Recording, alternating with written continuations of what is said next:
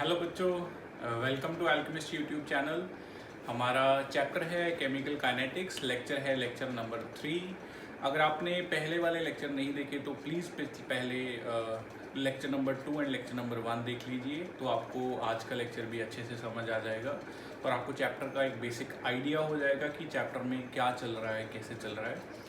Last class में हमने discuss किया था केमिकल काइनेटिक्स में रेट ऑफ रिएक्शन के बारे में कि एक रिएक्शन की स्पीड को कैसे डिफाइन किया जाता है। उसके अंदर हमने 3 तरह की रिएक्शन की स्पीड को डिस्कस किया था, जिसमें हमने एवरेज स्पीड को पढ़ा था, इंस्टेंटेनियस स्पीड को पढ़ा था और इनिशियल स्पीड को या इनिशियल रेट को पढ़ा था।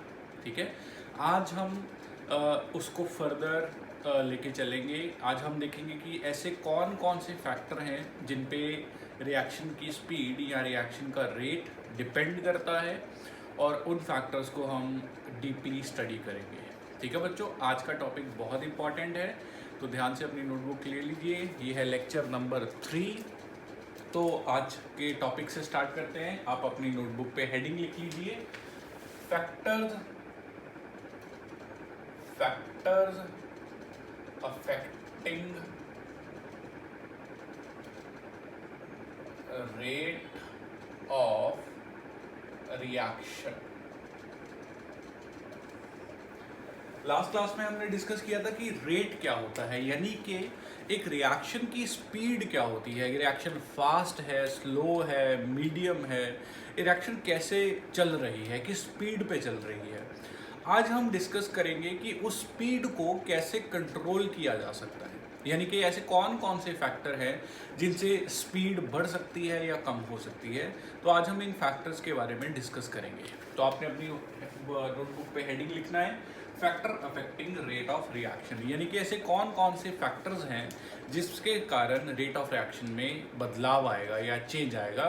तो मैं आपको पहले एक बार समझा देता हूँ बच्चों। बहुत से फैक्टर्स आपने पहले भी पढ़े हुए हैं। आप जैसे कि एक फैक्टर है कैटलिस्ट। अब आपको पता है, आप बचपन से पढ़ रहे हैं कि कैटलिस्ट रिएक्शन को फास्ट करने के काम आता है, वैसे स्लो करने के भी काम आता है। हमने उसके बारे में कभी इतना पढ़ा नहीं। कैटलिस्ट जो है वो रिएक्शन की स्पीड को चेंज कर सकता है, वो रिएक्शन की स्पीड को बढ़ा सकता है, घटा सकता है। तो कैटलिस्ट रिएक्शन को अपने अकॉर्डिंगली चेंज कर सकता है। इसका मतलब कि factor affecting rate of reaction में हम एक पॉइंट तो ये भी लिखेंगे कि कैटलिस्ट भी एक इम्पॉर्टेंट फैक्टर है जो रेट ऑफ रिएक्शन को चेंज करेगा। ठीक है, और कौन कौन सी चीज़ें हैं, जैसे कि मान लीजिए सरफेस एरिया। अब आपने एक चीज़ नोटिस करी होगी कि जो लकड़ी है, लकड़ी के अगर बड़े पीस को जलाया जाए तो वो अच्छे से जल नहीं पाता, लेकिन अगर उसे छोटे छोटे पीस में ब्रेक कर दिया जाए, जिसे लकड़ी का बूरा बोलते हैं, तो अगर उसे जलाया जाए वो आसानी से जल जाता है। अब उसका कारण क्या होता है बच्चों, कि जब लकड़ी को छोटे छोटे पीसेस में तोड़ा जाता है तो उसका सरफेस एरिया बढ़ जाता है। अब जैसे सरफेस एरिया बढ़ेगा तो लकड़ी की कंबशन की प्रोसेस फास्ट हो जाएगी। इसका मतलब सरफेस एरिया भी एक इम्पॉर्टेंट फैक्टर है जब भी कभी हम रेट ऑफ रिएक्शन को फास्ट या स्लो करने का काम करते हैं। ठीक है, 2 फैक्टर तो आपको समझ आ गए। एक तो कैटलिस्ट है, जो हम बचपन से पढ़ रहे हैं कि कैटलिस्ट भी रिएक्शन को फास्ट या स्लो कर सकता है। सरफेस एरिया भी रिएक्शन को फास्ट या स्लो कर सकता है। और बच्चों, आपने +1 में भी पढ़ा होगा ऑर्गेनिक में कि सनलाइट से कुछ रिएक्शन जल्दी हो जाती है, तो सनलाइट भी एक तरह के कैटलिस्ट का काम करता है। सनलाइट क्या है बच्चों, एक एनर्जी है। तो जहाँ पे एनर्जी आएगी, तो रिएक्टेंट के पास एनर्जी आएगी, तो वो ऑब्वियसली जल्दी रिएक्ट करेंगे। तो ये एक तीसरा पॉइंट होगा कि सनलाइट से भी रिएक्शन फास्ट या स्लो की जा सकती है। इसके अलावा बच्चों, अगर रिएक्शन एसिड बेस की है तो हम पीएच को कंट्रोल करके भी रिएक्शन को फास्ट या स्लो कर सकते हैं। रिएक्शन किस पीएच पे हो रही है, एसिड बेस की रिएक्शंस अलग अलग पीएच पे अलग अलग तरह से काम करती हैं, तो उनका रेट भी अलग अलग होता है। ठीक है, इसके अलावा अगर मान लो मेरे रिएक्शन में जो रिएक्टेंट्स हैं वो पोलर नेचर के हैं, यानी कि उन पे पॉजिटिव और नेगेटिव पोल्स हैं, तो वो एक्सटर्नल इलेक्ट्रिकल फील्ड से भी फास्ट या स्लो मूव करेंगे, जिसके अकॉर्डिंगली रिएक्शन भी फास्ट या स्लो होगी। तो एक ये पॉइंट हो गया। और क्या हो सकता है बच्चों, एक सबसे इम्पॉर्टेंट पॉइंट, 2 सबसे इम्पॉर्टेंट पॉइंट जिसे हम बहुत ही डीपली स्टडी करेंगे, जो हमारे आगे वाले चैप्टर का हिस्सा होगा, वो इम्पॉर्टेंट पॉइंट है। उसमें से एक इम्पॉर्टेंट पॉइंट है बच्चों टेम्परेचर। हम आगे चल के 5 या 6 लेक्चर बाद हमारा टॉपिक आएगा कि कैसे टेम्परेचर रिएक्शन की स्पीड को कंट्रोल करता है। तो एक वो इम्पॉर्टेंट फैक्टर हो गया। और लास्ट इम्पॉर्टेंट फैक्टर जो सबसे इम्पॉर्टेंट है, जिसमें आपका मैक्सिमम 80% ऑफ द चैप्टर खत्म हो जाएगा, वो इम्पॉर्टेंट फैक्टर है कंसंट्रेशन। किसकी कंसंट्रेशन? रिएक्टेंट की कंसंट्रेशन। तो बच्चों यहाँ पे एक इम्पॉर्टेंट बात ये है कि रिएक्टेंट की कंसंट्रेशन भी रेट ऑफ रिएक्शन को कंट्रोल करती है। ज़्यादातर केसेस में, मैं ज़्यादातर बोल रहा हूँ, जैसे जैसे कंसंट्रेशन बढ़ेगी रेट ऑफ रिएक्शन बढ़ता चला जाएगा। मतलब अगर मान लो मेरे पास एक रिएक्टेंट है ए, जिसे मुझे बी प्रोडक्ट में कन्वर्ट करना है, तो अगर मान लो मैंने ए के 10 मोल से रिएक्शन को शुरू किया तो रिएक्शन स्लो होगी, लेकिन अगर मैंने ए के 10,000 मोल से रिएक्शन को स्टार्ट किया तो रिएक्शन फास्ट होगी। तो यानी कि कंसंट्रेशन ऑफ रिएक्टेंट भी रेट को डिफाइन करता है। अब बच्चों यहाँ पे एक डाउट आता है कि मान लीजिए सर हमने 10 मोल से रिएक्शन को शुरू कर दिया, जैसे जैसे टाइम निकलेगा वो 10 मोल से रिएक्टेंट कम होता जाएगा, थोड़े टाइम बाद 9 बचेगा, फिर 8 बचेगा, फिर 7 बचेगा। अब जैसे जैसे उसकी कंसंट्रेशन कम होगी, तो जैसे हमने अभी बोला कि कंसंट्रेशन पे रेट डिपेंड करता है, अगर कंसंट्रेशन कम होगी तो रेट भी कम होना चाहिए। ये बात बिल्कुल ट्रू है बच्चों। कभी भी कोई रिएक्शन ऐसा नहीं होता कि जिस स्पीड पे वो स्टार्ट हुई है उसी स्पीड पे चलती है। रिएक्शन की स्पीड कंसंट्रेशन पे डिपेंड करती है और कंसंट्रेशन टाइम के साथ साथ चेंज होती है। इसीलिए कोई भी रिएक्शन यूनिफॉर्म स्पीड से मूव नहीं करेगी, रिएक्शन की स्पीड भी टाइम के साथ साथ चेंज होगी। ठीक है बच्चों, तो आज हम इन सारे फैक्टर्स को पढ़ेंगे और इनमें से सबसे important factor concentration of reactant, हम उसको थॉरली एक्सप्लेन करेंगे, उसके बारे में बहुत थॉरली पढ़ेंगे, सारे पॉइंट्स उसके डिस्कस करेंगे। बाकी फैक्टर्स को हम आज सिर्फ एज अ हेडिंग लिख लेंगे, लेकिन उसके बारे में जैसे जैसे पहले कंसंट्रेशन एक्सप्लेन करेंगे। 3-4 लेक्चर बच्चों आराम से कंसंट्रेशन का रेट पे डिपेंडेंसी एक्सप्लेन करने में निकल जाएंगे, क्योंकि ये बहुत बड़ा टॉपिक है।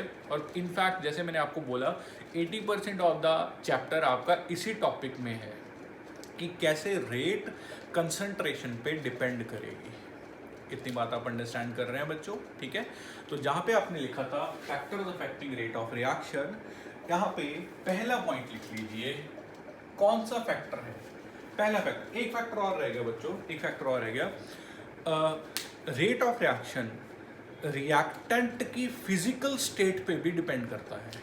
मतलब अब मान लो रिएक्टेंट मेरे पास गैस है, तो आपको पता होगा गैस के पार्टिकल के पास ज़्यादा एनर्जी होती है, वो इजीली मूव कर सकते हैं इधर उधर। तो ज़्यादा एनर्जी है उनके पास, इसका मतलब उनके प्रोडक्ट में कन्वर्ट होने के चांसेस बढ़ जाते हैं। लेकिन अगर ये गैस की जगह कोई लिक्विड होता तो लिक्विड के पास एनर्जी तो होती, लेकिन गैस जितनी एनर्जी नहीं होती, तो लिक्विड के प्रोडक्ट में कन्वर्ट होने के चांसेस थोड़े से कम हैं। अगर मैं बिल्कुल लास्ट में जाऊँ, सॉलिड के अंदर पार्टिकल्स में सबसे कम एनर्जी होगी, तो उसके प्रोडक्ट में कन्वर्ट होने के चांसेस मिनिमम है। तो रेट ऑफ रिएक्शन इस चीज़ पे भी डिपेंड करता है कि रिएक्टेंट की फिजिकल स्टेट कैसी है। अगर गैसेस है तो जनरली रिएक्शन फास्ट होती हैं, अगर लिक्विड है तो जनरली रिएक्शन एक मीडियोकर रेट पे चलती हैं, अगर सॉलिड है तो मैं जनरली यूज़ इसलिए कर रहा हूँ क्योंकि कल को कोई लिक्विड की रिएक्शन आएगी तो वो बहुत फास्ट होगी, तो आप वहाँ पे बोलोगे कि सर आपने बोला था। ज़्यादातर केसेस में ऐसे होता है जो मैं बोल रहा हूँ, ज़्यादातर केसेस में गैसेस की रिएक्शन सबसे फास्ट रहती हैं, लिक्विड की रिएक्शन उससे स्लो रहती है और सॉलिड की स्लोवेस्ट होती है। ठीक है, तो जहाँ पे हमने लिखा factor affecting rate of reaction, मैं इसी पॉइंट से स्टार्ट कर रहा हूँ। पहला factor physical state of reactants. Physical state of reactant, product भी लिख लीजिए, प्रोडक्ट भी साथ में ही होगा। प्रोडक्ट अगर किस स्टेट में है वो भी डिपेंड करेगा। Physical state of reactants and products, तो आप इसके अंदर लिख सकते हैं कि generally gaseous reactions takes place at faster rate than reactions of liquid and solid.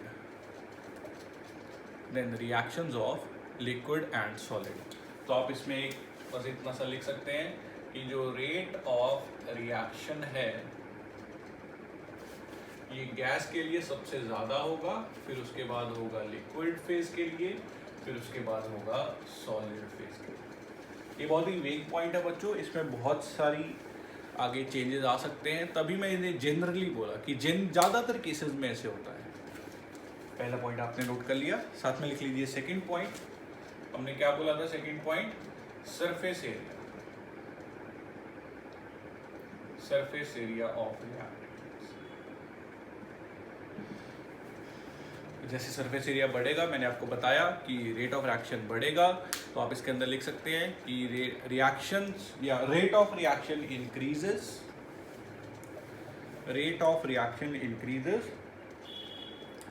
as surface area increases.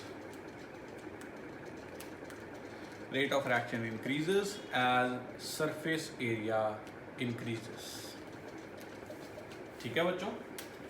तीसरा फैक्टर आप लिख लीजिए टेम्परेचर। इसके बारे में अभी हम कोई पॉइंट लिख नहीं रहे हैं क्योंकि टेम्परेचर भी एक खुद में बहुत बड़ा टॉपिक है, टेम्परेचर और रेट ऑफ रिएक्शन का, वो हम आगे चल के पढ़ेंगे इसी चैप्टर में। तो आप बस तीसरा फैक्टर लिख लीजिए। कौन कौन से फैक्टर हैं? फिजिकल स्टेट रिएक्टेंट और प्रोडक्ट की, सरफेस एरिया रिएक्टेंट का, टेम्परेचर, और क्या था? कैटलिस्ट भी रेट ऑफ रिएक्शन को बढ़ाएगा या घटाएगा, डिपेंड करेगा कैटलिस्ट के ऊपर। और कौन कौन से फैक्टर थे? पीएच। लेकिन ऐसा नहीं है कि हर रिएक्शन में पीएच एक इंपॉर्टेंट रोल प्ले करेगा। जो सी रिएक्शन एसिड या बेसिक मीडियम में होती हैं उन पे पीएच का काफ़ी असर होगा। तो पीएच के साथ आप ब्रैकेट में लिख लीजिए फॉर एसिड बेस रिएक्शंस। बस आपको ये बाकी पॉइंट्स पता होने चाहिए, एज इट इज कोई इंपॉर्टेंट नहीं है, इसमें एज इट इज कोई क्वेश्चन नहीं आएगा। बस आपको आइडिया होना चाहिए कि हाँ भाई ये सारी चीज़ें हैं जिनसे रेट ऑफ रिएक्शन पे फर्क पड़ सकता है। PH for acid and base reaction. इसके बाद और क्या था? External electrical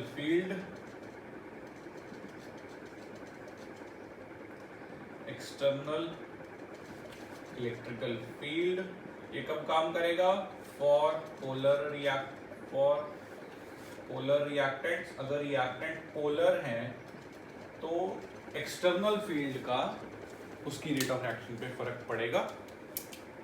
last point, seventh point आप लिख लीजिए कंसंट्रेशन ऑफ रिएक्टेंट्स। और यही हमारा आज का टॉपिक रहेगा, कंसंट्रेशन ऑफ रिएक्टेंट्स। इसके साथ आप स्टार लगा लीजिए 3-4। ये सबसे इंपॉर्टेंट पॉइंट है। ओवरऑल इनमें से एक टेम्परेचर के बारे में हम आगे चल के पढ़ेंगे और एक कंसंट्रेशन के बारे में। तो ये दो सबसे इंपॉर्टेंट पॉइंट्स हैं। ठीक है, सारे फैक्टर्स आपको समझ आ गए कि रेट ऑफ रिएक्शन किन किन चीज़ों पे डिपेंड करेगा। ये सारे फैक्टर्स हैं। फिजिकल स्टेट पे भी डिपेंड करेगा, सरफेस एरिया पे भी डिपेंड करेगा, टेम्परेचर पे डिपेंड करेगा, कैटलिस्ट पे डिपेंड करेगा, इसके अलावा कंसंट्रेशन पे डिपेंड करेगा, पीएच पे डिपेंड करेगा अगर रिएक्शन एसिड या बेस की है। इसके अलावा एक्सटर्नल इलेक्ट्रिकल फील्ड पे डिपेंड करेगा अगर रिएक्शन में पोलर रिएक्टेंट्स हैं। ठीक है, समझ आ गया आपको सारे पॉइंट्स? ठीक है बच्चों, तो इसके बाद हम हमारा मेन हेडिंग लिखते हैं, जो हमारा आज का सबसे इम्पॉर्टेंट हेडिंग है। हेडिंग लिख लीजिए rate dependence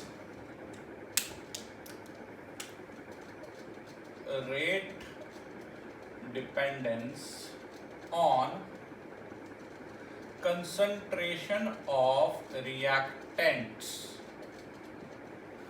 Rate dependence on concentration of reactants। Bracket में लिख लीजिए रेट लॉ।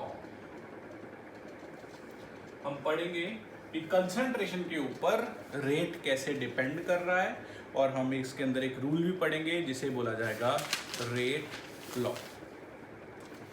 ठीक है, लिख लिया आपने पूरा हेडिंग? ठीक है। अब बच्चों इससे मैं इसे एक्सप्लेन करने से पहले, इसे लिखवाने से पहले मैं थोड़ा सा समझाना चाहता हूँ। देखो, मैंने बोल दिया कि कंसंट्रेशन बढ़ाने पे ज़्यादातर रेट ऑफ रिएक्शन बढ़ेगा, है ना? लेकिन वो कितना बढ़ेगा? मतलब अगर कंसंट्रेशन को डबल कर दिया तो क्या रेट ऑफ रिएक्शन भी डबल होगा, या 3 टाइम्स होगा, या 4 टाइम्स होगा, या 5 टाइम्स होगा? यानी कि रेट ऑफ रिएक्शन का एग्जैक्टली कंसंट्रेशन के साथ क्या रिलेशन है, ये हम लोग खुद से पता नहीं कर सकते। मैं दोबारा बोल रहा हूँ, रेट ऑफ रिएक्शन का कंसंट्रेशन के साथ एग्जैक्टली क्या रिलेशन है, हमें ये पता है कि रेट ऑफ रिएक्शन और कंसंट्रेशन एक दूसरे के डायरेक्टली प्रोपोर्शनल हैं, यानी कि कंसंट्रेशन बढ़ेगी तो रेट ऑफ रिएक्शन बढ़ेगा। लेकिन कितना बढ़ेगा, 2 टाइम्स, 3 टाइम्स, 4 टाइम्स, किस हिसाब से बढ़ेगा, उसका हमें एज अ स्टूडेंट हमें कोई आइडिया नहीं है। तो फिर हम करेंगे कैसे? एक्चुअल में रेट और कंसंट्रेशन का जो रिलेशन है वो टोटली एक्सपेरिमेंटल रिलेशन है। मतलब रेट और कंसंट्रेशन को ढूंढने के लिए एक्सपेरिमेंट्स किए जाते हैं, लैब्स सेटअप की गई हैं कि हाँ भाई, अगर मुझे चेक करना है कि नाइट्रोजन की कंसंट्रेशन पे अमोनिया का फॉर्मेशन कितना डिपेंड कर रहा है, तो मैं प्रॉपर एक एक्सपेरिमेंट करूंगा इसके ऊपर। इतनी बात आप समझ रहे हैं? ये बहुत इंपॉर्टेंट बात है कि हम रेट और कंसंट्रेशन का सिर्फ इक्वेशन देख के कि हाँ भाई हमारे पास इक्वेशन मिल गई, हम बोलेंगे कि हाँ जी रेट डबल होगा तो कंसंट्रेशन डबल होगी, कंसंट्रेशन ट्रिपल होगी तो रेट ट्रिपल होगा, ऐसे डायरेक्ट रिलेशन कभी भी नहीं बताया जा सकता। वो डायरेक्ट रिलेशन हमेशा एक्सपेरिमेंट से आएगा। अब या तो एग्जामिनर आपको एग्जाम में एक्सपेरिमेंट के रिजल्ट बताएगा कि हाँ जी कोई एक्सपेरिमेंट हुआ, उससे ये रिजल्ट निकला, तो आप उसे रिजल्ट को यूज़ करेंगे, या फिर एग्जामिनर कैसे भी करके आपको कुछ ना कुछ हिंट देगा ताकि आप खुद से रेट और कंसंट्रेशन का रिलेशन निकाल सको। ठीक है, अगर आपको कॉम्प्लिकेटेड लग रहा है, बहुत ईजी है बच्चों, हम स्टेप बाय स्टेप इसमें एंटर करेंगे। ठीक है, अभी सिर्फ आप इतना याद रखें कि रेट और कंसंट्रेशन का जो भी रिलेशन है हम विदाउट एक्सपेरिमेंट नहीं निकाल सकते। हमें इतना ज़रूर पता है कि रेट और कंसंट्रेशन डायरेक्टली प्रोपोर्शनल हैं, और उसमें किस हद तक प्रोपोर्शनल है, यानी कि कंसंट्रेशन की पावर क्या है, 1 है, 2 है, 3 है, वो हमें नहीं पता। इतनी बात आप समझ रहे हैं? तो आप अभी नोट मत कीजिए, आप अभी देखिए, मुझे इतना पता है कि rate is proportional to concentration. ये बात बिल्कुल सही है, लेकिन कंसंट्रेशन और रेट का एग्जैक्ट रिलेशन क्या है, यानी कि कंसंट्रेशन की पावर कितनी है, 1, 2, 3, वो हमें नहीं पता। इसलिए इसकी पावर को मैं अभी के लिए बोलूंगा ऑर्डर। समझे? रेट कंसंट्रेशन के प्रोपोर्शनल है, लेकिन कंसंट्रेशन की क्या पावर है वो हमें नहीं पता, वो एक्सपेरिमेंट से पता चलती है। इसलिए हम पावर को हमने एक नाम दे दिया, पावर का क्या नाम है, ऑर्डर। ये बात आप समझ रही हैं? प्रोपोर्शनैलिटी हटाऊंगा तो रेट आएगा इक्वल टू, प्रोपोर्शनैलिटी हटेगी तो यहाँ पे कांस्टेंट आएगा k इनटू कंसंट्रेशन की पावर ऑर्डर। ये है बच्चों मेरा रेट लॉ। अब इसमें सारी चीजें मैं आपको बताता हूँ। रेट तो आपको पता ही है, रेट क्या होता है बच्चों, change in concentration by change in time. ये तो आपने बहुत बार करा है, और रिएक्टेंट है तो माइनस का साइन आ जाएगा। कंसंट्रेशन का मतलब कंसंट्रेशन है, ऑर्डर क्या है, ऑर्डर पावर है जो एक्सपेरिमेंट से निकलेगी। के क्या चीज है, के एक नई चीज है। के क्या है बच्चों, के का नाम है रेट कांस्टेंट। ठीक है, और भी कई नाम है इसके, रेट कांस्टेंट या फिर वेलोसिटी कांस्टेंट, है ना। एक और नाम है बच्चों इसका, या फिर स्पेसिफिक रिएक्शन रेट। पॉइंट समझे? तो रेट कंसंट्रेशन के डायरेक्टली प्रोपोर्शनल तो है, लेकिन कंसंट्रेशन की पावर कितनी है वो हमें एक्सपेरिमेंट से पता चलेगा। मतलब ये ऑर्डर, ये पावर हमें एक्सपेरिमेंट से पता चलेगी। या तो एग्जामिनर हमें मेंशन करके देगा, या एग्जामिनर बताएगा कि कोई एक्सपेरिमेंट लिख देगा, हमें खुद से नहीं पता होती। इतनी बात आप समझ रहे हैं? यहाँ पे ऑर्डर का ही आप देखेंगे धीरे धीरे, ये ऑर्डर का ही सारा चक्कर रहता है। अगर ऑर्डर समझ में आ गया तो सारे क्वेश्चन हो जाएंगे केमिकल काइनेटिक्स के। ठीक है बच्चों? तो रेट इक्वल टू के, कंसंट्रेशन की पावर ऑर्डर, ये है हमारा रेट लॉ की इक्वेशन। पूरा आपको समझ में आया बच्चों? मैं ऑर्डर को भी बहुत डिटेल में समझाऊंगा, के को भी डिटेल में समझाऊंगा। के क्या है? के के तीन नाम हैं, ज्यादातर आपको रेट कांस्टेंट ही आएगा, या रेट कांस्टेंट, या वेलोसिटी कांस्टेंट, या स्पेसिफिक रिएक्शन रेट, किसी भी नाम से इसको बुलाया जा सकता है। इतनी बात आपको समझ में आई? ठीक है, पूरा तो समझ में आ गया आपको? ठीक है, तो चलो सबसे पहले हम के की ही बात कर लेते हैं। अगर आपने नोट नहीं किया था, आप वीडियो को पॉज करके नोट कर लीजिए। मैं भूल गया था कि मैंने आपको रुकने के लिए बोला था। ठीक है, तो हम पहले के की ही बात करते हैं। तो मेरी इक्वेशन थी, अब मैं देखो एक सिंपल इक्वेशन लिख लेता हूँ। मान लो मेरी रिएक्शन है ए से बना बी प्रोडक्ट। ठीक है, तो इसका रेट क्या आएगा? रेट इक्वल्स टू के, किसकी कंसंट्रेशन? कंसंट्रेशन याद होगा आपको, स्क्वायर ब्रैकेट में लिखी जाती है। किसकी कंसंट्रेशन? रिएक्टेंट की, यानी कि concentration of A raise to power order. ठीक है, इतनी बात आप समझ रहे हैं? यहाँ पे हम के बारे में बात कर लेते हैं। के सबसे पहले हम ये बात करेंगे चलो कि के होता क्या है, के की डेफिनेशन क्या है। आपको याद होगा, मैंने आई गेस 3-4 लेक्चर पहले, मुझे एग्जैक्टली याद नहीं है कि किस लेक्चर में मैंने बताया था कांस्टेंट कैसे निकालते हैं।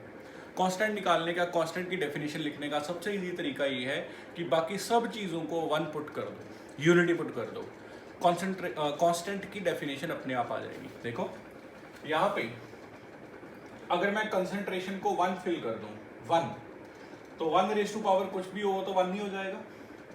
अगर कंसंट्रेशन 1 है तो 1 रेज टू पावर जो मर्जी हो, ये खत्म हो गया।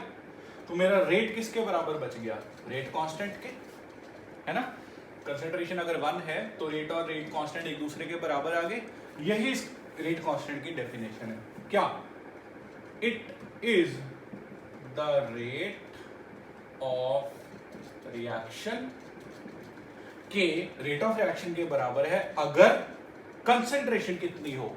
1। It is the rate of reaction if concentration of reactant is taken as unity। अगर मैं कंसंट्रेशन को 1 मान के चलूं तो के रेट के बराबर आ जाएगा। यही उसकी डेफिनेशन है रेट कांस्टेंट की। और हर कांस्टेंट की ऐसी ही डेफिनेशन निकालते हैं। कांस्टेंट के साथ वाली चीजों को 1 पुट कर दो, देखो कांस्टेंट किसके बराबर आ रहा है, वही से उसकी डेफिनेशन आ जाएगी। ठीक है बच्चों, डेफिनेशन समझ आई इसकी? अगर मैं कंसंट्रेशन को यूनिटी पुट कर दूं तो जो रेट आएगा वही रेट कांस्टेंट होगा। ठीक है, रेट कांस्टेंट की डेफिनेशन पता लगी। अब अगर मुझे के यूनिट्स पूछे एग्जामिनर, ये बहुत इंपॉर्टेंट है। रेट कांस्टेंट के एग्जामिनर ने पूछ लिए यूनिट्स, चेक करते हैं क्या थी इक्वेशन। रेट इक्वल के कंसंट्रेशन की पावर ऑर्डर। अब बार बार इसको ऑर्डर तो लिखेंगे नहीं, ORDER, तो इसको एक सिंबल दे देते हैं। ऑर्डर का सिंबल हम जनरली देते हैं n, स्मॉल n, जैसे मोल का सिंबल होता है वैसे ही ऑर्डर का सिंबल हम लेते हैं n। ठीक है, मैं यहाँ पे लिख भी देता हूँ कि ऑर्डर है n, पावर है n। अब देखो के यूनिट्स निकालने हैं। पहले रेट के यूनिट्स। रेट के यूनिट्स क्या थे? याद करो लास्ट क्लास, मोल पर लीटर पर सेकेंड। याद आया? रेट के यूनिट्स क्या थे? Concentration upon time. ये रहा कंसंट्रेशन, ये रहा टाइम, इक्वल्स टू के मुझे निकालना है, के यूनिट्स निकालने हैं। ये है कंसंट्रेशन। कंसंट्रेशन क्या होगा बच्चों? मोल पर लीटर, लेकिन पावर भी तो है। पावर क्या है इसकी? n।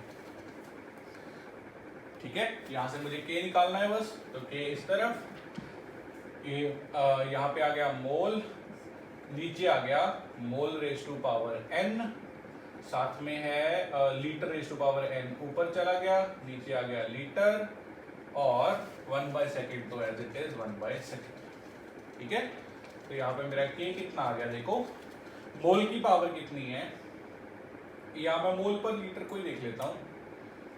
मोल, अच्छा चलो अलग अलग देख लेते हैं। मोल की पावर कितनी है 1 - n,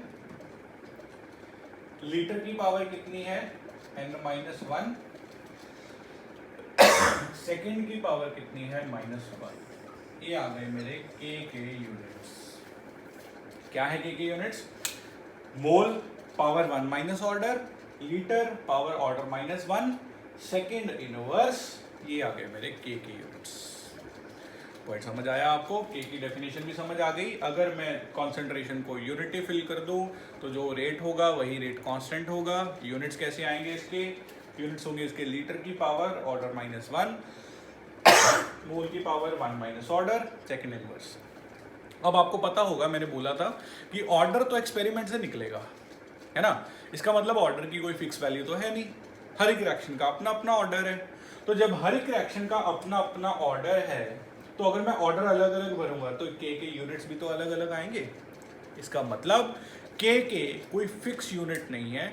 किसी रिएक्शन के k के यूनिट्स कुछ और होते हैं, डिपेंड करता है उसका ऑर्डर क्या है। किसी और रिएक्शन के k के यूनिट्स कुछ और होंगे, ऑर्डर पे डिपेंड करेगा। अगर मान लो दो रिएक्शन का ऑर्डर यानी कि पावर बिल्कुल सेम है, दोनों की पावर है 2, तो दोनों के k के यूनिट सेम आएंगे।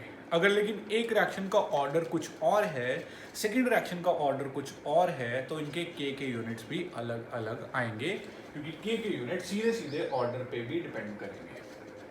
ठीक है बच्चों, तो आपको रेट कांस्टेंट के बारे में अच्छे से समझ आ गया होगा। ठीक है, तो रेट के बारे में भी, रेट क्या है? Rate equal to constant into concentration of reactant raise to power something which something we get from the experiments. हम इस समथिंग को, हम इस ऑर्डर को अपनी मर्जी से नहीं लिख सकते। बहुत थोड़े से केसेस हैं जिसमें हम ऑर्डर को अपनी मर्जी से गेस कर सकते हैं, वो भी बहुत थोड़े, बहुत कम, वो हम डिस्कस करेंगे फर्दर क्लासेस में। इतना पार्ट आपको समझ आया अब तक? ठीक है, तो रेट कांस्टेंट कैसे है ये आपको समझ में आ गया, ये पूरा टॉपिक आपको समझ में आ गया। तो रेट, आज के बाद हम रेट को कैसे लिखेंगे? Rate equals to k concentration की पावर n निकालना होगा, कंसंट्रेशन निकालनी होगी। बहुत से क्वेश्चंस हैं, हमारा अगला लेक्चर सारे का सारा इसी के ऊपर आएगा कि कंसंट्रेशन कैसे निकालें, ऑर्डर कैसे निकालें। अभी आज के लिए चलो हम थोड़ा डिस्कस करते हैं इसके आगे। ये आपने पूरा नोट कर लिया, ठीक है। अब थोड़ा सा इसका सब्जेक्टिव पोर्शन भी लिख लेते हैं। जैसे नोट कर लिया आपने बच्चों सारा, ठीक है। k के यूनिट्स बहुत इंपॉर्टेंट है, k की डेफिनेशन स्कूल के पर्सपेक्टिव से बहुत इंपॉर्टेंट है। यूनिट्स तो ऑब्जेक्टिव में बहुत पूछे जाते हैं, पूरा आप नोट कर लीजिए वीडियो को पॉज करके। अब थोड़ा सा सब्जेक्टिव हम काम भी कर लेते हैं, टॉपिक कर रहे हैं तो। अब आपके स्कूल्स में एक बहुत कॉमन क्वेश्चन है कि रेट और रेट कांस्टेंट के बीच में डिफरेंस बताओ, ठीक है। तो आप एक लिख लीजिए, एक सेंटर में लाइन खींच के, लेफ्ट साइड में आप लिख लीजिए रेट, राइट साइड में लिख लीजिए रेट कांस्टेंट, ठीक है। अब बच्चों जाहिर सी बात है, रेट है स्पीड, रेट कांस्टेंट एक कांस्टेंट है, तो कांस्टेंट की वैल्यू तो कांस्टेंट ही रहेगी, फिक्स ही रहेगी। जबकि स्पीड मैंने अभी बताया कंसंट्रेशन के हिसाब से बदलती है, तो स्पीड कभी कुछ और होगी रिएक्शन की, कभी स्पीड स्लो होगी, कभी स्पीड फास्ट होगी। ये रेट कांस्टेंट यानी कि के, ये तो कांस्टेंट है, ये तो चेंज नहीं हो रहा, लेकिन रेट चेंज हो रहा है। और डिफरेंस क्या है? रेट की यूनिट फिक्स हैं, कौन से? मोल पर लीटर पर सेकेंड, लेकिन रेट कांस्टेंट के यूनिट फिक्स नहीं है। अभी हमने डिस्कस किया कि रेट कांस्टेंट के यूनिट्स तो ऑर्डर के साथ चेंज हो रहे हैं, है ना। तो ये कुछ एक दो इंपॉर्टेंट पॉइंट्स हैं, आप लिख लीजिए। रेट की तरफ आप पहले लिख लीजिए, रेट में लिखिए rate changes with time, rate changes with time rate constant में लिखिए, rate constant is independent of time, rate changes with time, rate constant is independent of time. Rate में लिखिए, rate depends upon concentration of reactants, rate depends upon concentration of reactants. आप rate constant में लिखिए, rate constant is independent of concentration of reactants,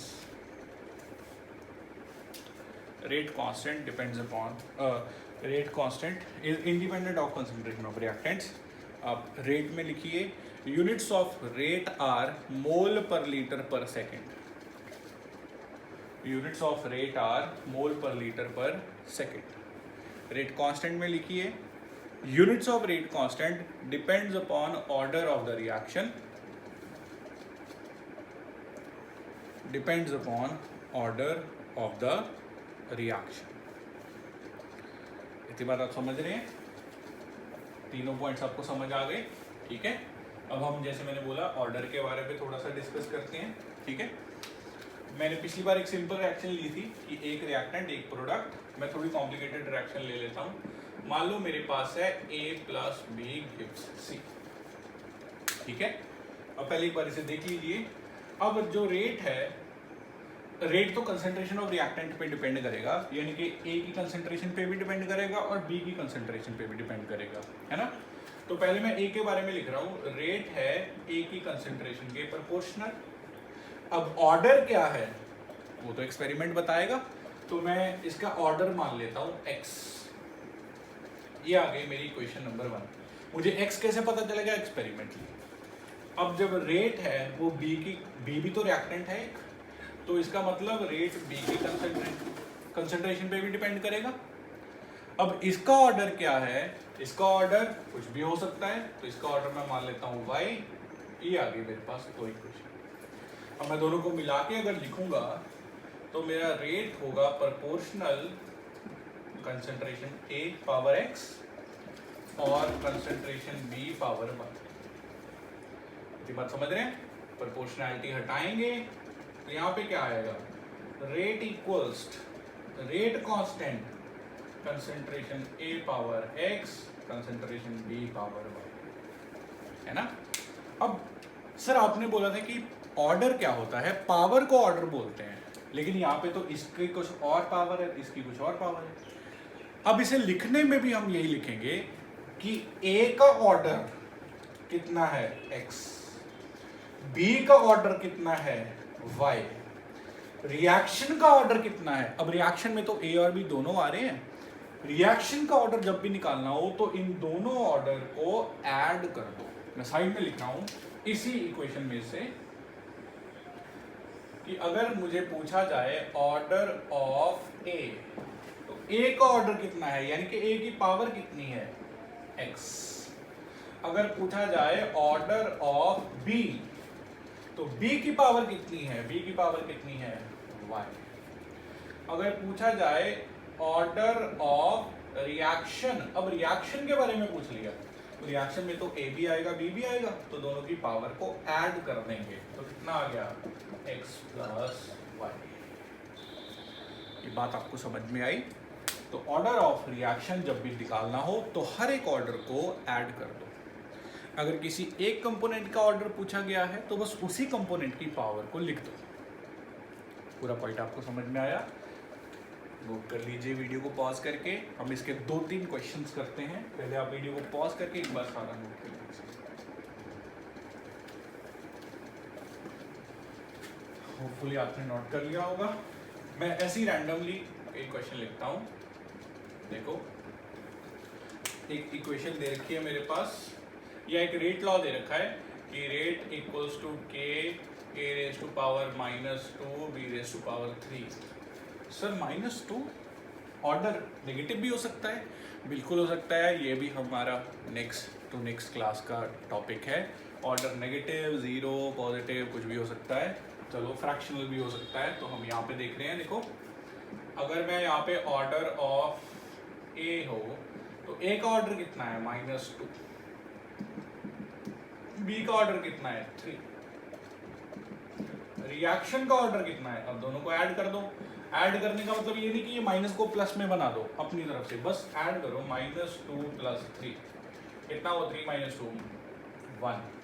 तो reaction का order है 1, ए का order है -2, बी का ऑर्डर है 3, है ना। एक और लिखते हैं, मान लो दे दिया एग्जामिनर ने कि रेट है भाई के, ए की पावर 2/3, बी की पावर 1/3, ठीक है। अब ए का ऑर्डर क्या है, ऑर्डर ऑफ ए कितना है, ए का order 2/3, order of B, B का ऑर्डर कितना है 1/3। ओवरऑल ऑर्डर या ऑर्डर ऑफ रिएक्शन जिसे हम बोलते हैं, ओवरऑल ऑर्डर, बस दोनों को ऐड कर दो, 2/3 + 1/3 इज 3/3 इज 1। पॉइंट समझ लिए आप, सारा कुछ आपको समझ आ गया है ना।